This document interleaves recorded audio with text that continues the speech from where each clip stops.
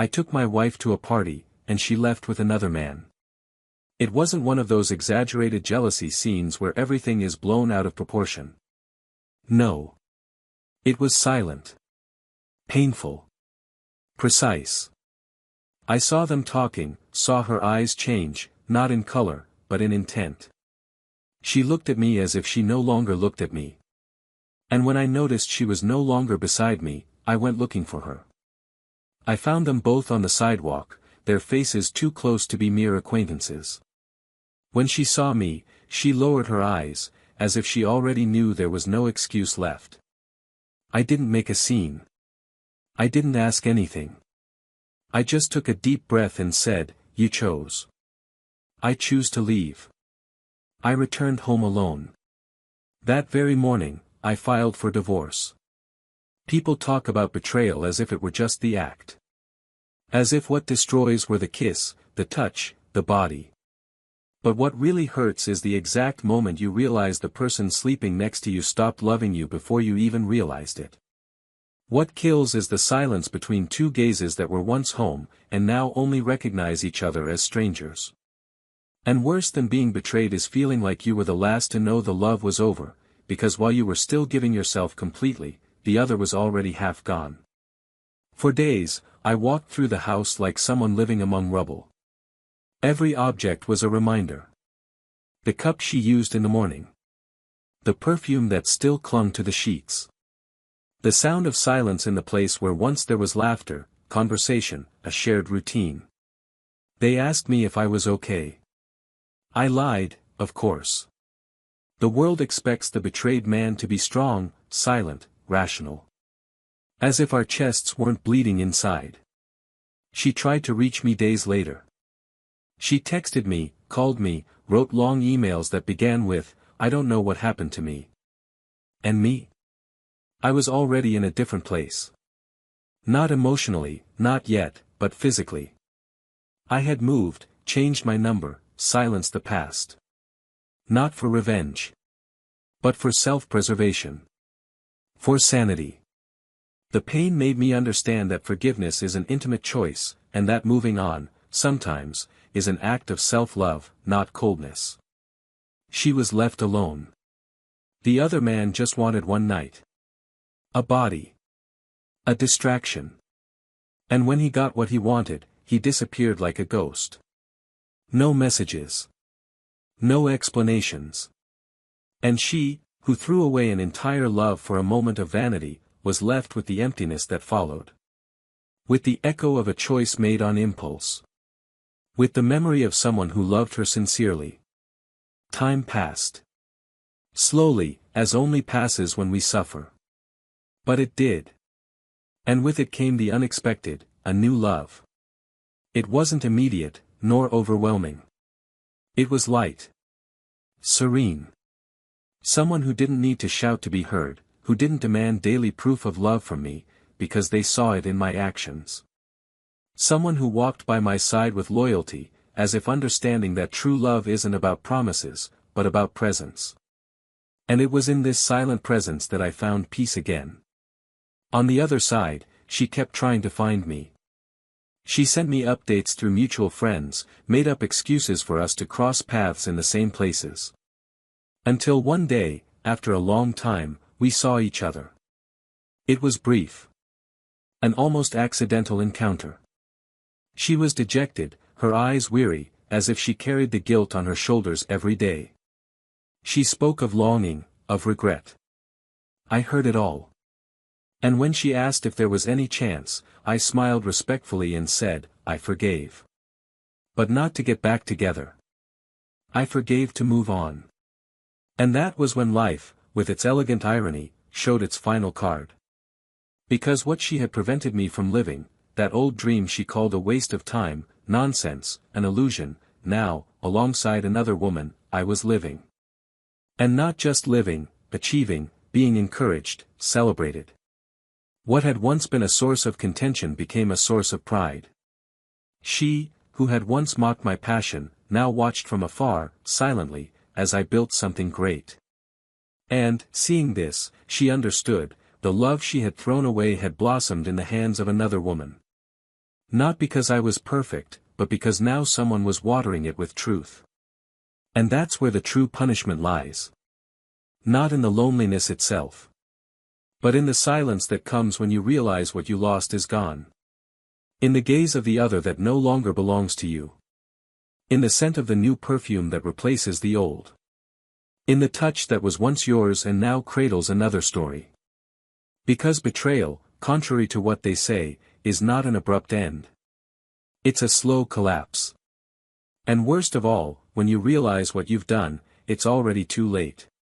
Today, when I think about that day of the celebration, I no longer feel anger. I feel a strange kind of gratitude. Because it was in that abandonment that I found myself again. It was in that silence that I discovered who I was. And it was in that ending that, finally, my beginning began. But what she discovered next, what she saw unfold, years later, before her very eyes, brought everything she'd experienced with me back like a punch to the chest. Because when she saw that the dream she'd once buried, was now alive, fulfilled, and being lived alongside another, it was in that moment that she understood the true price of her choice. And what happened at that reunion was the most unexpected moment of all. Because there, in front of me, she said something she'd never said before, something that changed everything. And that's exactly where the real story begins. Welcome to the channel. Here, we do not romanticize betrayal, we unmasked her. All the stories told are fiction, but the feelings they provoke are real. Our goal is to show, without filters, how a wrong choice can destroy a true love and Mark lives forever. Get ready to hear a story intense, dramatic and unforgettable. Take a deep breath, what comes next will move you. His name was Daniel. He had a calm way of occupying spaces, like someone who learned early on that the strongest presence is the one that doesn't need to impose itself. He worked in graphic design and spent hours observing shapes, lines, colors, but it was the details of people that he paid most attention to.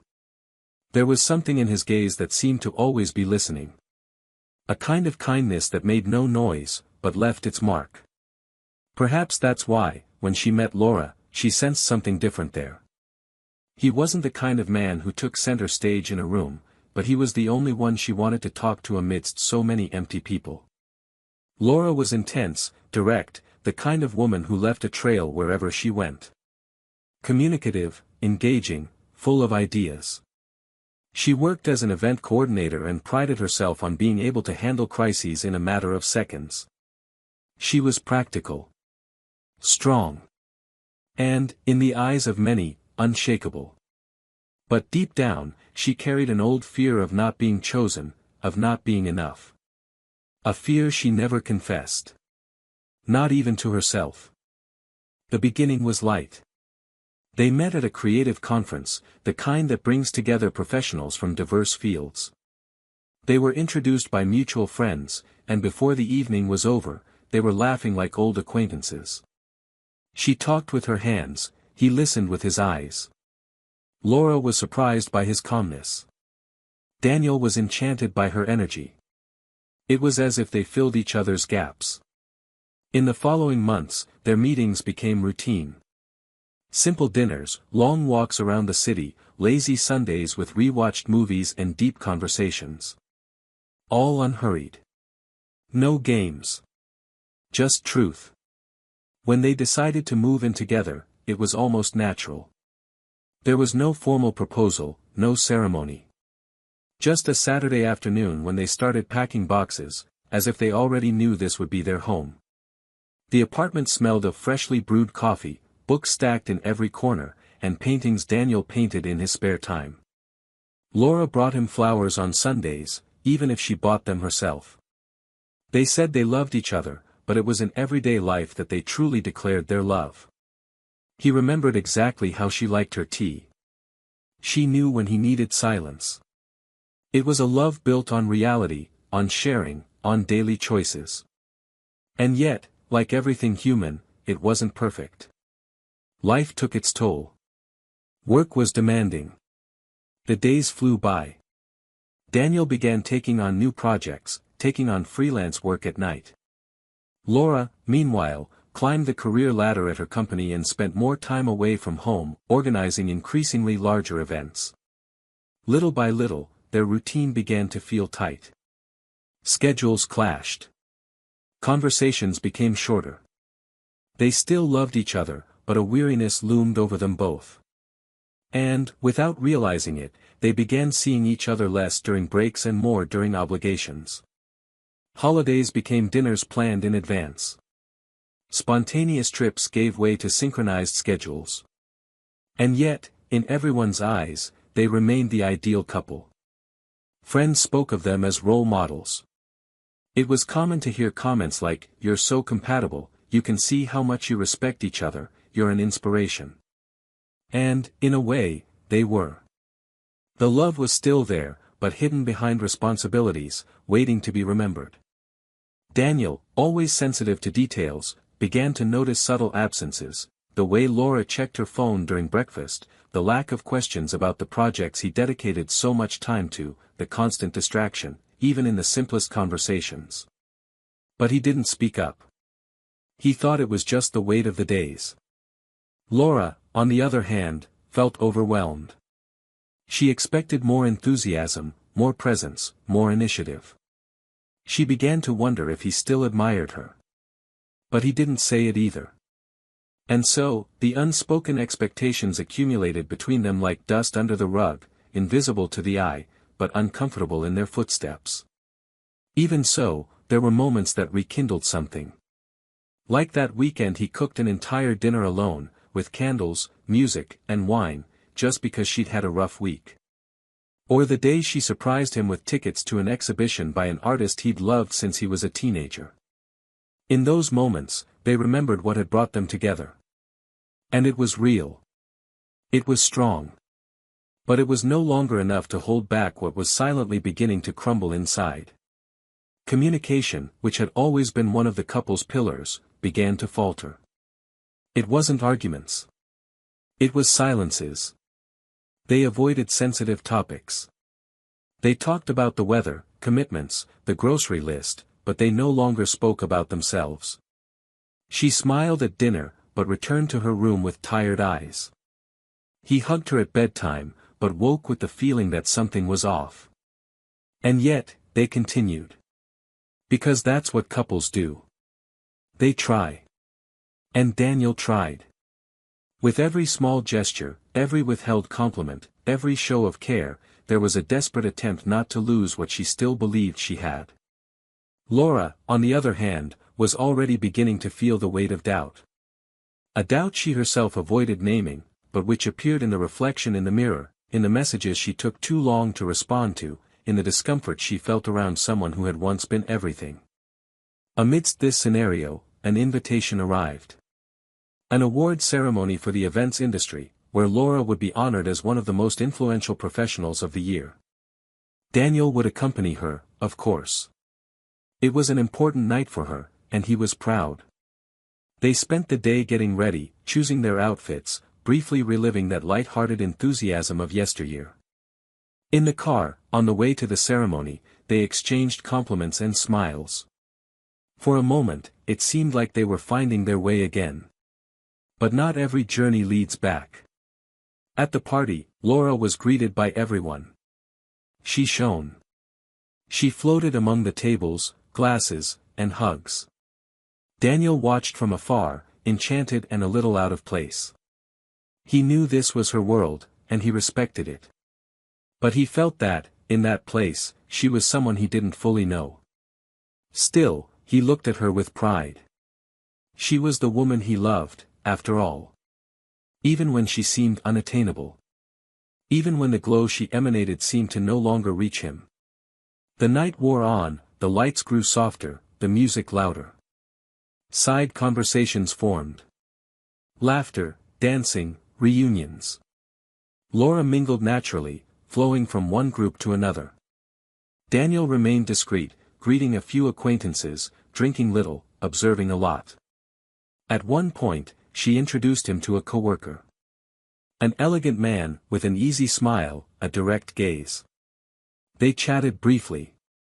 Daniel didn't notice anything strange, but something in her tone seemed lighter than it had in weeks. As if, for the first time in a long time, she was relaxed. It bothered him subtly, almost imperceptibly. But he swallowed the discomfort. It wasn't jealousy, he told himself. It was just a feeling. They returned home late. Laura spoke excitedly about upcoming projects, the praise she'd received, the connections she'd made. Daniel listened, smiled, and supported her. As he always did. That night, they slept in each other's arms. And for a moment, he believed everything was still in place. He didn't know, of course, that her heart was already wandering in another direction. And that, in the same scenario where he saw possibility, she saw doubt. The routine continued for the next few days. With promises of more time together, attempts to recapture their moments together. But there was something between them that could no longer be ignored. Something growing slowly, like a crack in thick glass. Invisible at first, until it became impossible to repair. And Daniel, even without knowing exactly what it was, felt it. He felt. But he loved. And those who love, sometimes, choose not to see what their heart is already screaming. Laura didn't know exactly when it started, but it did. It wasn't an outburst, an abrupt fall, a miscalculation, or an overwhelming passion like in cheap movies. It began with fatigue, with a distracted gaze, with the silent feeling that something was missing. She tried to resist at first, tried to redouble her attention at home, to be more affectionate, more present, but soon realized she wasn't trying for love anymore, she was trying out of guilt. She tried because she knew Daniel deserved nothing less. She tried because, even though she already felt an internal distance, there was a part of her that still respected him. But respect isn't love. And Laura, little by little, allowed herself to slide along the fine line between admiration and the desire to feel alive again. Over time, the messages he once sent Daniel with photos of his daily life began to cease. His cell phone became a more intimate and confidential territory. Passwords changed. Extended workdays became a regular occurrence. And the enthusiasm with which he spoke about events was now charged with a different energy, a vibration Daniel recognized but couldn't name. That change in tone, that subtle smile after meetings, that sparkle in his eyes when he talked about new partnerships, it all made him uneasy. He was never jealous, never needed to be, because they had always trusted each other. But what began to eat away at Daniel wasn't jealousy, it was intuition. And this, however silent, always spoke louder than words. The house was silent in the mornings and late afternoons. When they were together, they seemed like two actors in a rehearsed script: good morning, good job, sleep well. No direct confrontation, no violent arguments, just absence. Daniel, inside, was beginning to fall apart. He wondered if he was going crazy, if he was seeing things where there was nothing, if he wasn't projecting an old fear onto Laura. But each day was a confirmation. She avoided looking him in the eye for long periods of time. She refused subtle touches, excusing herself from fatigue.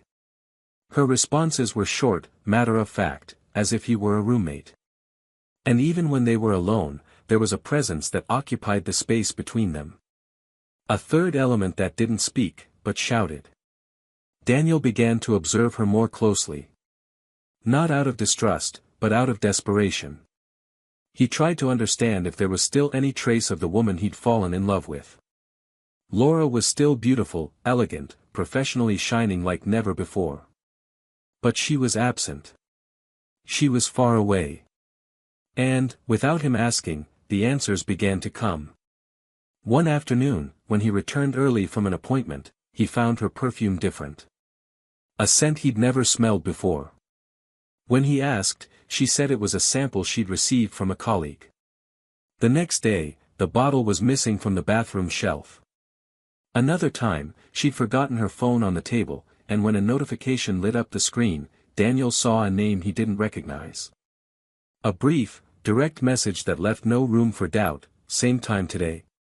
He said nothing. He remained silent like someone harboring a pain. It was as if you were waiting for an inevitable confirmation. But confirmation didn't come in words. It came in gestures. One weekend when they'd planned to visit his family, Laura claimed a last-minute meeting and stayed in town. When Daniel returned, he saw that her clothes in the laundry basket were folded differently. The bedroom sheets had been changed, smelling of fabric softener they hadn't used. The bathroom towel was still damp, but in a different place than usual. He began to see the details like pieces of a cruel puzzle. And even in the face of all these signs, he still hesitated. Not out of naivete, but out of fear of losing the only thing that still made sense. Because admitting it would mean accepting that she was no longer there. And that hurt more than any betrayal. Laura, for her part, felt the weight of what she had been building. The man she was exchanging messages with was an old colleague from events. They had bonded after an awards ceremony, and initially, everything seemed harmless. Talking about projects, exchanging references, joking about clients. But there was a tension lingering there, a kind of magnetism she pretended not to notice. And one day, she gave in. It wasn't planned, it wasn't romantic, it was confusing, and then, immediately, uncomfortable. But instead of stopping, she kept going. Because in the other man, she felt something she hadn't felt in a long time with Daniel, desire. The kind of gaze that made her feel important, interesting, alive.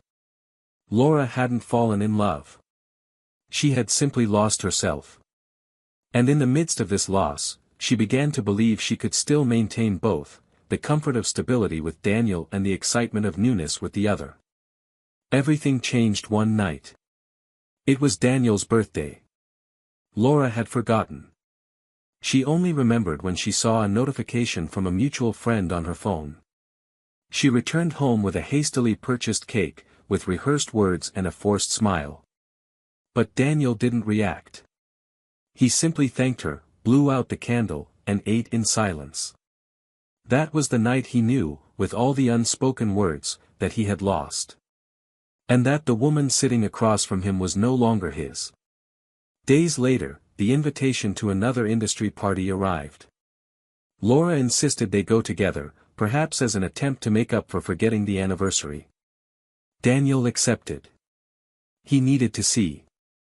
He needed to see with his own eyes the truth his heart was already screaming.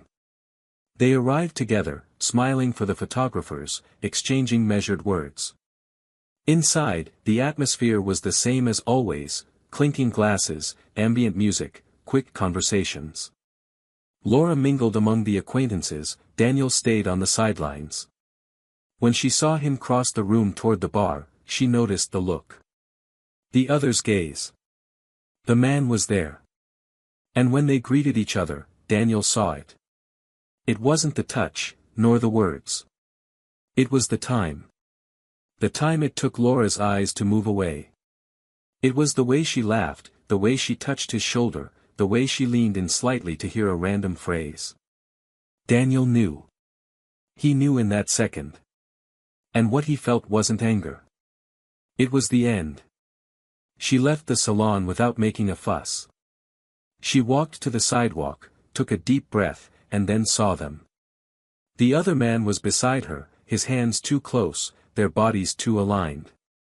When Laura saw him, she froze. She lowered her eyes. She said nothing. She didn't even try to explain. And it was then that Daniel spoke to her, for the last time. He said it calmly, with pain piercing his throat, "You chose. I choose to leave." He returned home alone, as if grieving. It wasn't the end of a marriage. It was the end of a story he believed in alone. And that very morning, he filed for divorce. Not on impulse. But out of dignity. Because when love is broken and respect is gone, staying is the worst form of loneliness. But what Daniel didn't yet know was that betrayal, as painful as it was, wasn't the cruelest part of the story. Because what would come next, what would be revealed in their final reunion, would be the true point of no return. Time passed with the weight of someone who doesn't ask for permission. Daniel rebuilt his life silently, unhurriedly and quietly, like someone cleaning up their own wreckage with their hands still bleeding. He didn't seek revenge, nor did he make a spectacle of his pain. He simply moved on.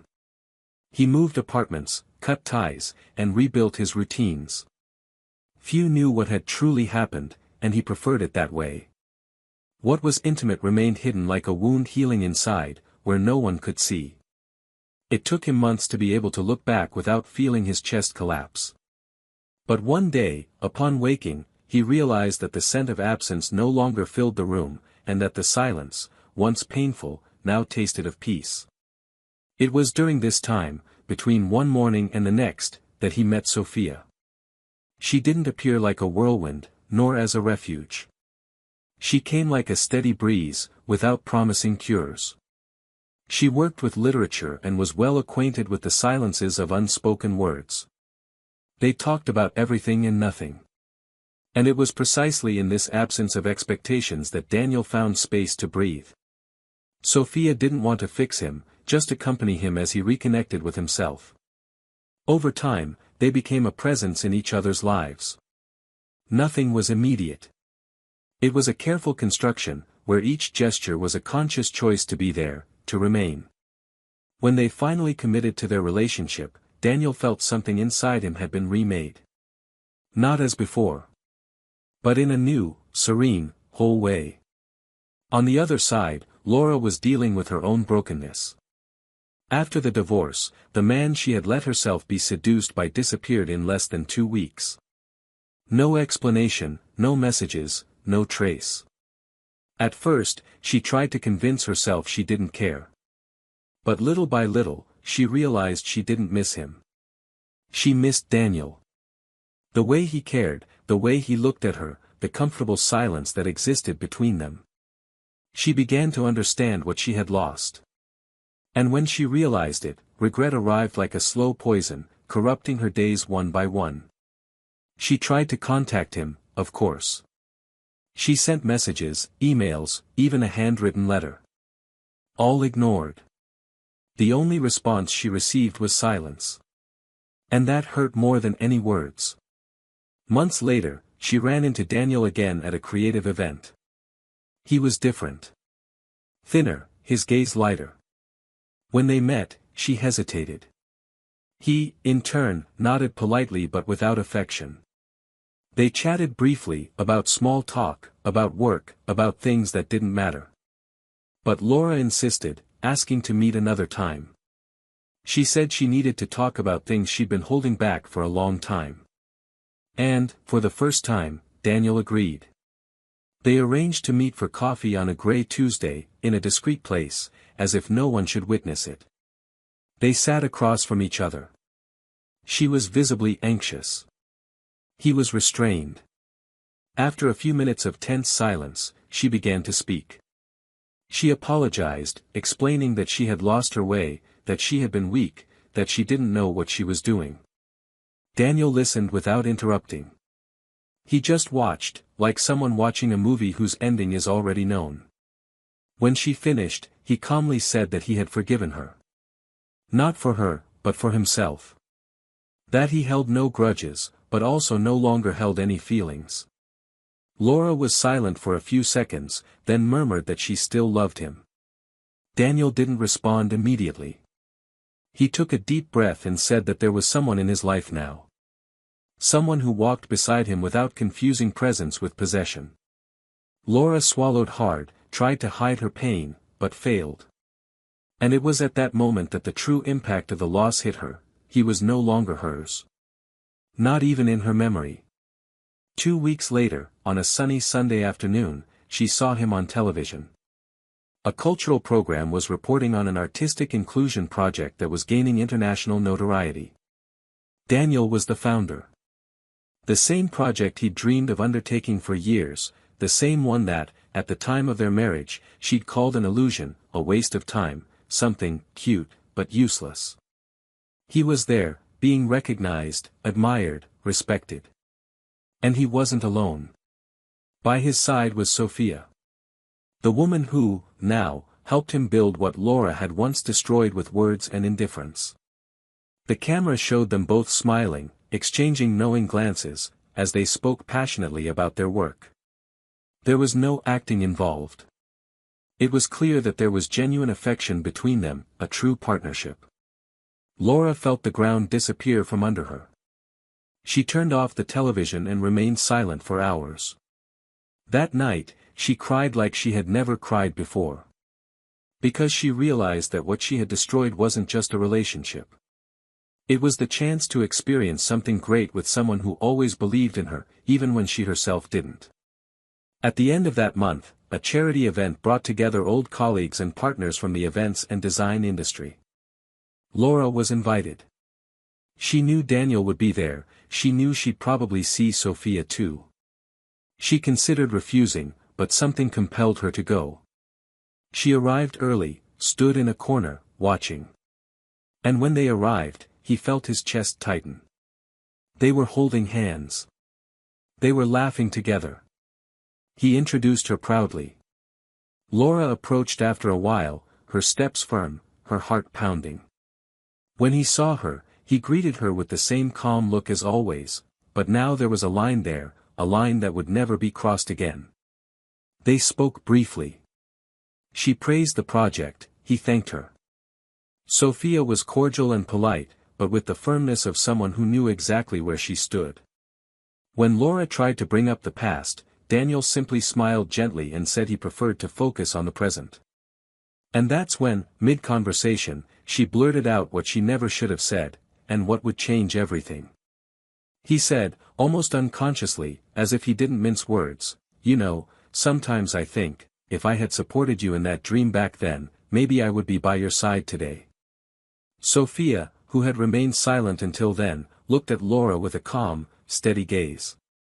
Daniel took a deep breath, lowered his eyes for a second, and when he spoke again, his voice was filled with an old, but still pulsating, pain. He said that, in fact, she not only didn't support him, but made a point of sabotaging every attempt he made to step outside his comfort zone. That he remembered exactly the day she purposely tore up a draft of his presentation, calling it childish. That he remembered the night she, upon learning of an important meeting, scheduled a dinner with her parents at the same time, forcing him to choose. And that, when he chose the job, she spent weeks treating him coldly. That for years, she had been the main obstacle between him and his dream.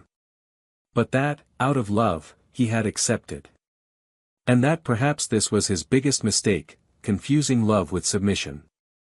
Laura tried to argue, deny it, say she didn't remember those situations. But Daniel continued. He said that the day he started the project with Sophia, he cried alone with joy. Because for the first time, someone looked at him and said, "Go, I'll help you." He said he never wanted someone perfect. He just wanted someone who wouldn't put him down. And now that he had that, he would never settle for anything less. Laura remained silent. Sophia then gently touched Daniel's arm and excused herself. He walked away with her, leaving Laura there, with the bitter taste of what would never be hers again.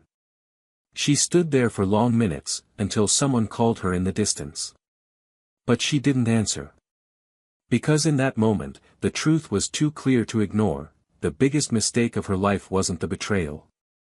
It was turning her back on the dream of the one who loved her. And now, that dream was alive, blossoming, but not with her. Laura couldn't sleep that night. After the conversation, after hearing everything Daniel had kept silent for so long, she lay with her eyes open, reliving every word, every expression on his face, every pause filled with suppressed disappointment. The memory of the serene way Sophia held him by the arm, how he looked at her with genuine gratitude before walking away, hurt more than his absence. It was the certainty that there was no more room for regret, that what was broken wasn't just cracked, it was irreparable. For the first time, Laura understood that the forgiveness he had given her wasn't a bridge to a new beginning, it was a full stop that came with respect but no return. In the following days, she tried to go about her daily routine as if nothing had happened, but everything seemed filled with echoes. She began to see Daniel in everything, in a colleague's tone of voice, in a book recommendation, in the taste of a wine. Small memories surfaced without warning, each one like a silent blow.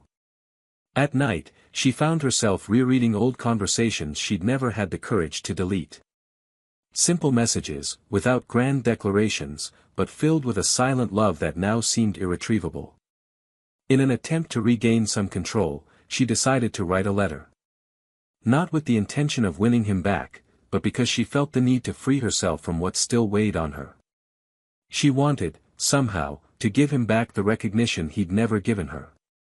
She wrote for days, tearing out pages, starting paragraphs over. The final letter was sincere, painful, written with the vulnerability of someone finally acknowledging their own mistakes without hiding behind excuses. When she finished, she put it in an envelope and left it at the reception of the art institute Daniel had founded. She didn't sign it, didn't include a phone number. She simply wrote, "Thank you for believing in me, even when I didn't believe in you."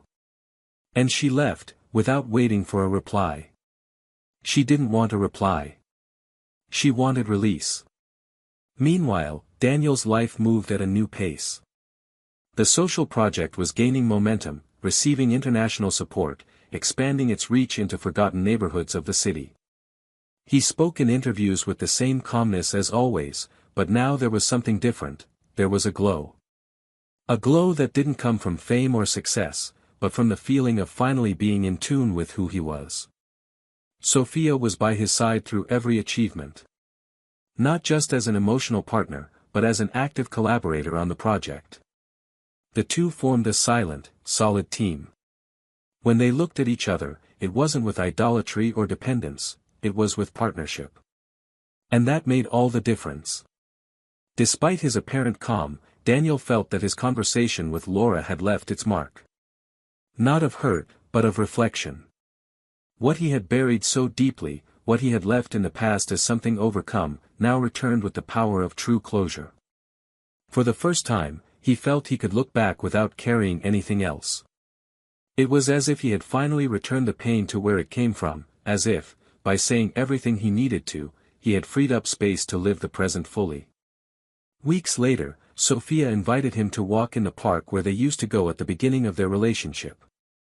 It was a cool afternoon, the kind of day that brings tranquility even without saying anything. They walked in silence for a while until she stopped, looked at him, and, with the sincerity that always guided them both, asked if he still carried anything from the story with Laura. Daniel took a few seconds to answer. He looked at the ground, thought, and then said no. That what he carried now was gratitude for having managed to leave that relationship with dignity, and even more so, for having found in her, in Sophia, everything he previously believed he didn't deserve. She smiled, took his hand, and they continued walking. The answer was enough. A few days later, a major urban art festival was announced, one of the largest in the country, and Daniel's Institute was invited to present a panel. The event would bring together figures from the arts, culture, and entertainment world. It was a unique opportunity to showcase the project's true impact. Daniel was honored, but also hesitant. The magnitude of the event put him back in the spotlight of people from the past. But he decided to accept. It was time to showcase what he had built, not out of vanity, but out of genuine pride. The presentation was scheduled for the weekend. On the day of the event, the venue was packed. The works exhibited by the Institute students drew attention, sparked conversation, and stirred emotions. Daniel walked among the works with Sophia at his side, explaining the process and telling stories of the participants. Then, as he turned a corner, he spotted Laura. She was alone, standing in front of an interactive installation that spoke about time and what it takes away. She didn't notice him right away. She was absorbed, reading one of the phrases posted on the wall, "Love doesn't die. It only changes address." Daniel didn't deviate from his path. He stopped a few meters behind, watching. Sophia noticed, squeezed his hand, and said she'd meet him outside. He nodded. When Laura turned, their eyes met again. She took a small step forward, her expression uncertain, somewhere between an apology and an attempt at casualness. He smiled serenely and approached. They talked for a few minutes. She praised his work, asked how the institute was doing, and spoke with genuine admiration. Daniel thanked her respectfully. And then she did something unexpected. She took a small notebook from her pocket and handed it to him. Inside was a copy of the letter she'd left weeks earlier, with a handwritten note, "I don't expect anything back. I just needed you to know." Daniel read it silently. He put the paper away without saying anything. Laura looked into his eyes and said, her voice breaking, that she hoped he would be very happy. That Sophia was an admirable woman, and that he was exactly where he should be. And before he could respond, she continued, "I destroyed our love long before I betrayed you. Today I understand that the betrayal was just the consequence of everything I had been killing within us. You loved me until the end. And I only realized that after the end." Daniel didn't say a word. He just nodded, then gently placed his hand on her shoulder. That gesture was enough. There was nothing more to say. Hours later, back at the apartment, Daniel showed the letter to Sophia. He read it aloud, without changing his tone. When he finished, she simply asked if it changed anything for him. He denied it with a brief smile. He said that what he feared most in the past was being betrayed by someone who knew his dreams. But what strengthened him most now was being with someone who walked alongside him in those same dreams, without erasing them, without diminishing them, without using them against him. Sophia hugged him, and in that embrace, Daniel felt something he couldn't describe, a sense of belonging that didn't come from dependence, but from truth. The following week, the institute received a new sponsor. The project would now grow even further, reaching public schools and remote communities. During the announcement ceremony, Daniel was invited to give a speech. He took the stage with calm hands, a peaceful heart. He spoke about art, transformation, and reconstruction. And in one passage, he said, "Sometimes, what tears us apart is exactly what shows us what we're made of. Pain doesn't define us, but what we do with it does." In the audience, Sophia applauded with pride in her eyes. Elsewhere in the auditorium, Laura watched from afar. She wasn't there by invitation, but by choice. She knew she needed to see for herself what he had built. And in that moment, amidst applause and suppressed tears, she understood that not all longing is a plea for someone back. Sometimes, it's just confirmation that you left the best version of yourself, and didn't know how to get back in time. That night, after the ceremony, was not silent. Not in sound, but in everything she carried. Laura returned home feeling heavy in her heart, but for the first time, that weight wasn't the weight of wanting to regain what she'd lost, it was the weight of understanding, of accepting, of facing herself. She walked through the empty rooms of the apartment with her heels still on, her eyes fixed on every piece of furniture, as if she were in a place that was no longer hers. She sat at the kitchen table, pulled out a glass of wine, and stood there, still, trying to remember the last time she'd felt truly alive, not just busy, desired, valued by appearances. When was it that she traded truth for the glitter of a passing novelty? When did she mistake excitement for love? And why was she never able to see that real love, the love that builds, is made of things she'd ignored for years? Across town, Daniel and Sophia were also awake. Sitting on the porch floor, blankets draped over their legs, they spoke little. There was a calm between them that required no words. He had read the letter, recounted the conversation, recounted Laura's looks, and she simply listened. Not with judgment, but with genuine listening. Sophia knew that Daniel's past was a map of crooked paths, deep scars, and memories that still sometimes hurt. And for that very reason, she didn't ache for Laura. She didn't compare herself, she didn't place herself in the position of a rival. She knew who she was, knew her place. And more than that, she knew who Daniel was now, and who he would never be again. The institute was growing. More communities began to join the project. Children who had never picked up a paintbrush were now painting murals that caught the attention of critics. Daniel was no longer just a creator, he was now a symbol of reconstruction. And even with all the visibility he gained, he kept his feet on the ground. He declined invitations that strayed from the essence of the project, refused sensationalist interviews, and insisted on being present in every class, in every conversation with the young people. He didn't see himself as an example, but as a consequence, someone who used pain as a foundation for something greater. And that was the difference between him and many who crossed his path. He didn't want fame. He wanted purpose. One day, Laura was invited to a lecture on image and career restructuring. The event was geared toward women in transition, professionals seeking a fresh start after mistakes, traumas, or questionable choices. She accepted the invitation hesitantly, knowing it would be a confrontational environment. During her speech, for the first time, she didn't use rehearsed phrases. She said she wasn't there to teach anyone how to start over, but to share how she nearly destroyed everything she was by not knowing how to value what she had.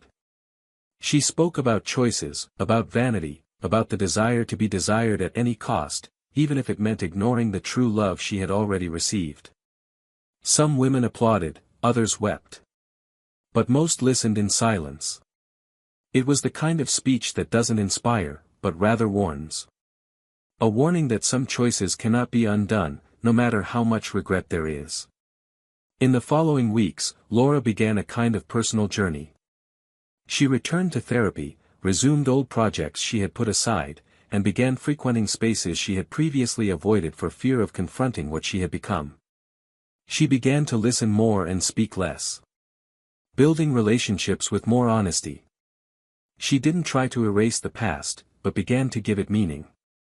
She understood that living in the attempt to reclaim what she lost was a cruel way of remaining trapped in guilt. So she decided to do things differently. Not for Daniel, nor for Sophia, nor for those watching from afar. But for herself. Daniel, for his part, was unaware of these changes. And he didn't need to be. His life was different now. The project, Sophia, the young artists, the students who arrived with fear and left with a sparkle in their eyes, this was the universe he inhabited. He had found his mission, and in it, he found peace. Sometimes he remembered Laura, yes.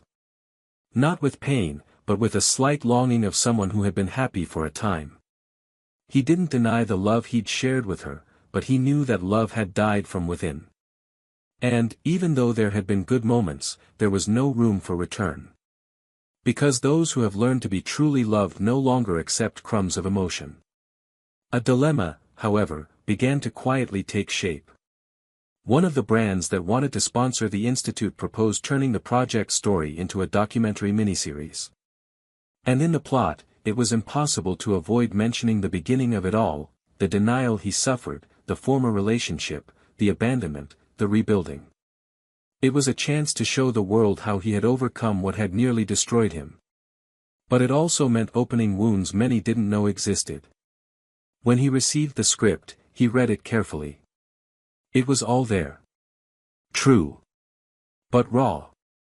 It had the power to impact, but it also carried the risk of exposing people who were now seeking to repair what they had once destroyed.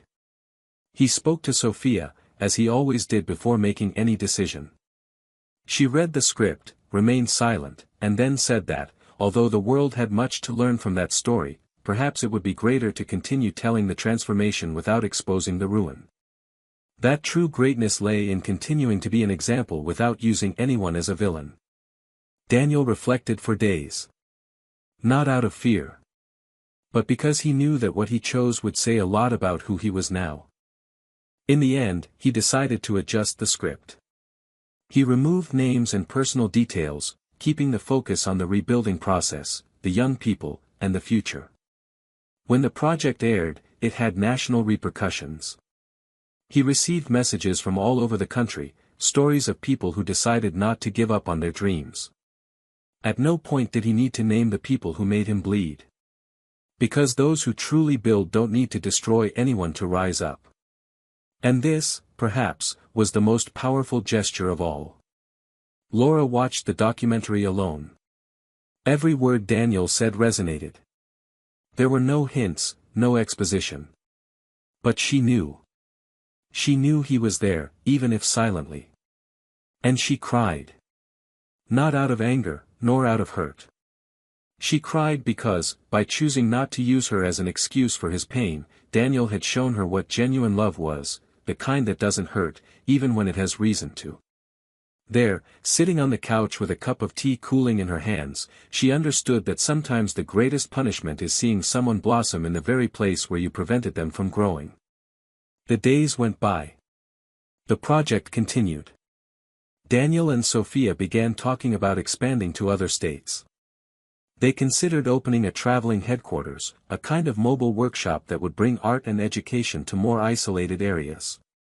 It was ambitious, but feasible. And more than that, it was necessary. The energy between them grew with the same lightness as always. There were no grandiose promises, just plans made with their feet on the ground and their eyes fixed on the same horizon. Meanwhile, Laura began working at a support center for women undergoing personal reconstruction. She used her own story as a listening tool, not as an example of overcoming, but as a warning. She spoke frankly about ego, pride, and choices that, even made in silence, leave lasting repercussions. And each time a woman rose from rock bottom with dignity, Laura felt that, even though she couldn't erase her mistakes, she could transform guilt into purpose. They both moved on. In different directions, but with the same lucidity.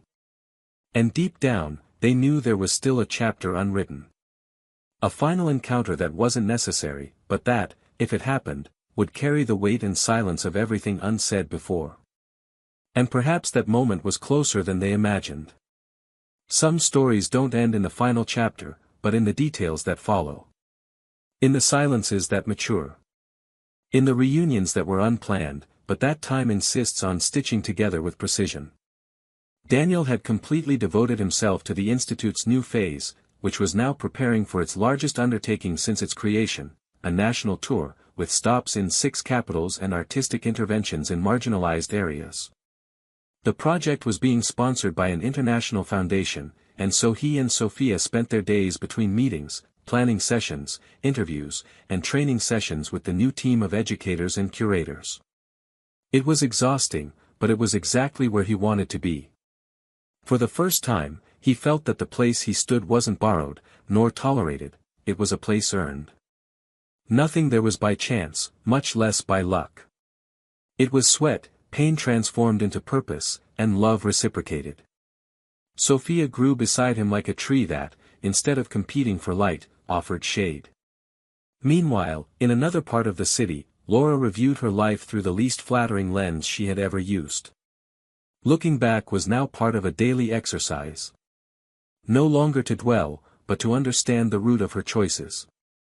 With every conversation she had with a hurt woman, with every account of regret, abandonment, or devaluation, she saw fragments of herself. And, oddly enough, it strengthened her. She began to structure an independent course focused on the emotional and professional reconstruction of women in life transition. Without romanticizing a fresh start, without embellishing guilt. With the truth she knew firsthand. And this project, born of ruin, began to take shape. Soon, she was invited to present a preview at a symposium on social innovation that would bring together leaders of initiatives from across the country. What she didn't know was that Daniel had also been invited to open the event with a talk on cultural impact through art. The morning of the symposium arrived with gray skies and a humid air. The convention center was bustling, packed with people from different regions, each carrying their own stories, causes, and scars. Daniel and Sophia arrived early, greeted the organizing team, and had coffee in a discreet corner. Laura arrived soon after, alone, with a black briefcase under her arm and her eyes focused. Their first eye contact happened by chance, as she was climbing the stairs from the hall and saw him in the distance, standing next to a panel with photographs of murals produced by the Institute. Daniel saw her too. The look didn't last long. A second longer than necessary, a second less than expected. They both simply nodded, with the sobriety of those who no longer need to explain anything. The auditorium gradually filled, and when the lights dimmed, Daniel was called to the stage. He spoke for a little over 20 minutes. He used no slides or videos, just words. He spoke about the role of art as a tool for reclaiming identity, the importance of safe spaces for young people in vulnerable contexts, and how active listening can save lives that previously seemed doomed to oblivion. There was a standing ovation. But what remained was the silence after his final sentence. A dense silence, the kind that transforms the air around him. When he stepped off the stage, he passed a few meters from Laura. She said nothing. She just looked at him. And in that look, there was everything that cannot be said. Later, after the event's collective lunch, she was called for her presentation. She took the stage with a firm step, unlike the woman who, months earlier, hesitated even to participate in discussion groups. She presented her project clearly, with data, with stories that immediately resonated. But it was at the end, when she departed from the script, that she truly captured the audience's attention. She explained that the project had been born of emotional failure. That only after losing something precious did she understand the value of listening, of valuing others, of mutual respect. She didn't mention names, didn't point fingers, but left the rawness of responsibility hanging in the air. She ended her speech with a phrase that made the audience freeze for a moment: some people change the world. Others destroy their own world without realizing it. And when they realize it, it's too late to rebuild with the same hands. As they stepped off the stage, the symposium coordinator approached them both and proposed that they participate in a panel discussion together at the end of the day. The idea was to address new beginnings and goals based on different experiences. Daniel hesitated for a few seconds. Sophia, noticing the tension in his face, simply said, "If you feel you should, go. But only if it means continuing to be you." He agreed. Laura, in turn, accepted immediately. Perhaps because, deep down, she always knew this moment would come. That time would somehow prepare the right stage for both of them to finally close a story that still bled in silent layers. The debate took place in a more intimate room, with chairs arranged in a circle. The audience was smaller but more attentive. The moderator began with simple questions, then delved deeper into the topics. When it was Daniel's turn to talk about the biggest challenges he faced when starting the project, he took a deep breath before answering. He said the biggest one was believing that something beautiful could exist after being broken. That, in the beginning, everything seemed too small, too fragile, almost ridiculous. But that, over time, he understood that it wasn't the size of the project that mattered, but the size of the delivery. Laura listened to everything with her eyes fixed on him. And when asked what motivated her today, she answered bluntly. She said it was pain. That transforming it into something useful was the least she could do after everything she had caused, to others and to herself. At the end of the panel, as the audience began to disperse, the moderator invited them for one last photo of the speakers together. Daniel and Laura stood side by side. It was quick. A click. An instant. And when the flashes stopped, they stood there. The noise around them seemed distant. Laura called his name, softly, almost as if testing her right to still be able to do so. Daniel simply nodded. She then said she wanted to thank him for being spared that public narrative. That she truly hoped his life would be long, full of color, just like the murals now being born from the hands of the young people he inspired. He looked at her, and for the first time in a long time, saw unapologetic sincerity. He replied that she, too, deserved a new path. But that sometimes the paths we choose aren't the ones that lead us back. And that it was okay. Laura smiled, her eyes brimming with tears. She said she knew. She said that now, when she closed her eyes, she no longer saw what she'd lost, but what she'd ceased to be. And that this was the greatest wound. But also the greatest motivation. He said nothing more. He simply touched her shoulder briefly and walked to where Sophia was waiting for him, standing with her hands clasped and the same firm gaze as always. They walked out side by side, exchanging few words, as if sharing everything even in silence. Laura stayed there for another minute. Not out of attachment, but out of respect for the process itself. That night, returning home, he sat down at his computer and began writing. Not a letter, not a rant. He wrote the first draft of his course manual. Each chapter began with a story. Each story was a part of himself. And at the end of the file, he left a simple dedication, to those who taught me the value of silence. And to those who showed me that starting over is different from going back. When he saved the document, he felt something he hadn't felt in a long time. It wasn't happiness. It was peace. On the other side, Daniel was packing his suitcase for the Institute's mobile unit's first official trip. They would leave the following week. Sophia watched as he organized everything with precision. At one point, she approached and hugged him from behind, pressing her face against his back. She told him he had grown so much. He smiled. He said he was just being who he always was, but that now, finally, someone saw it.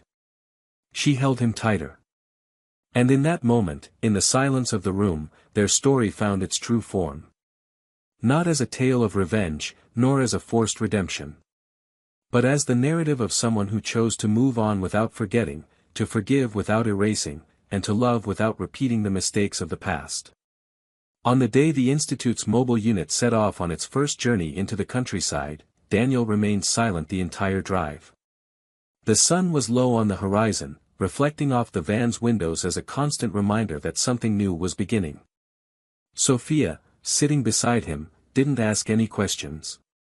She had already learned that there were times when his silence was more eloquent than any answer. He simply held a notebook in his lap and watched the landscapes pass by the window, his eyes fixed, his mind wandering on paths that went far beyond the roads. With each kilometer, he seemed to move away not only from the city but from all the memories that, for so long, had prevented him from breathing fully. He was at peace, but a peace that came from the mature acceptance that some scars don't disappear, they just stop hurting. In the months that followed, the project gained intense momentum. The two traveled through villages, forgotten communities, spaces neglected by government and the dominant culture. They brought paint, words, instruments, tools, and, above all, listening. They listened to stories of young people who had never dreamed because they didn't even know they could. They listened to mothers raising children alone, women who had lost everything, men who had carried guilt on their shoulders since childhood. Daniel, with his firm and sensitive manner, didn't just teach, he transformed. And Sophia, with her clarity and dedication, became the essential support of the mission. At each stop, they left a piece of themselves. And with each return home, they returned more whole. Laura followed from afar. Every now and then, she'd see a new bulletin board on social media, a new class graduating, a new article in the press highlighting the Institute's social impact. She didn't like it, didn't comment, but she read everything. She observed it like someone reading a book that no longer participates in the story, but knows every page that preceded the turning point by heart. The support center she had founded also began to gain notoriety. She became a reference among emotional restructuring programs aimed at women. Her courses were sought after by women of all ages, from diverse backgrounds. And Laura, more than ever, was committed to the mission of guiding, welcoming, and rebuilding. It was a different version of herself, less impulsive, less vain, more empathetic. But even though professional growth filled some of the void, there were nights when I still woke startled by the sound of a memory. With the weight of a what if that could no longer be answered. In one of these courses, a young woman asked her if it was possible to undo a betrayal. Laura remained silent for a moment. Then she replied that forgiveness can even pave the way for respect, but that love, when broken with emotional violence, rarely returns. She said that starting over is possible, but reversing it is not. And that the hardest part isn't being forgiven, it's being able to forgive yourself. After that, she began to include this reflection in all her training courses. She taught that no one cheats by accident, and that every choice has a price. But that it was also possible to transform through repentance, as long as one accepted the consequences. Years passed. The Institute became international. Daniel began to be invited to conferences abroad, training new community leaders in other languages, with other cultures, but with the same dreams. He was named cultural ambassador for an international organization. His career became an academic reference. And even with all this repercussion, he remained the same man, discreet, present, true to his purpose. He and Sophia formalized their union in an intimate ceremony in a cultural center surrounded by their own students and staff.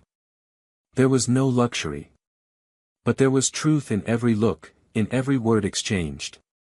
Laura received the invitation, not as a formality, but as a symbol. She read it, thanked it deeply, but did not attend. She understood that some things are honored at a distance. One day, on a random afternoon, while walking through a square she'd often spent in her early years with Daniel, Laura came across a woman sitting on a bench reading a book. She recognized the face. It was Sophia. The two exchanged glances. Laura hesitated. But after a few seconds, she approached and sat next to her, without asking permission, as if recognizing that life sometimes presents these scenes so they can no longer escape. There was no tension. Just two universes that had already intersected, sitting side by side, in silence. Sophia was the one who spoke first. She said that time makes us understand things that, at the right moment, would seem too cruel. Laura agreed. And for a few minutes, they shared the absence of resentment, the weariness of pain, and the maturity of someone who learned the hard way that love is not invincible. When Laura got up to leave, she turned to Sophia and said that Daniel deserved everything he was experiencing now. And that, somehow, she was relieved to have been replaced not by someone better, but by someone who knew how to care for what she didn't. Sophia didn't answer. She just smiled. And in that smile was the end of a cycle. Laura continued to work hard at the center. She didn't remarry, but she rebuilt family ties, reconnected with lost friends, and reconnected with versions of herself that had been dormant since long before everything happened. She never again became involved with anyone with the same intensity. And perhaps that was her conscious choice, to preserve what was left of herself. Daniel, meanwhile, continued expanding the project, now with plans to open a popular university focused on art and innovation for low-income youth. It was a distant dream, but not impossible. And now, he no longer dreamed alone. He had a partner by his side, he had a voice, he had a foundation. And more than that, he had peace. And if there's one justice that time never fails to mete out, it's to show, subtly and irrefutably, that the affections we throw away carelessly never return with the same color. Laura learned this. And moved on. Daniel knew this. And never returned. If you've come this far, with a heavy heart, you may have realized that this story is more than a tale of betrayal. It's a mirror of choices. It shows how disloyalty doesn't just destroy a relationship, it destroys trust, admiration, the emotional home two people build. Sometimes, betrayal doesn't come in the form of a stolen kiss, but in small actions that ignore, diminish, and silence the other. And when loyalty is broken, even if forgiveness exists, love almost never survives disrespect. Here on the channel, we believe in true love. We believe in daily building, listening, and mutual support. And we make it clear, we do not support any kind of betrayal. If this story touched you in any way, share your thoughts in the comments. What was the moment that impacted you the most? What would you have done differently in Laura's or Daniel's shoes? Subscribe to the channel to follow other stories like this, stories that, even though they're fiction, carry truths that many live in silence. And never forget, those who trade the certain for the uncertain may experience a moment of pleasure, but they almost always lose a love that will never return. And when they realize what they threw away, they may find only silence where their heart once stood.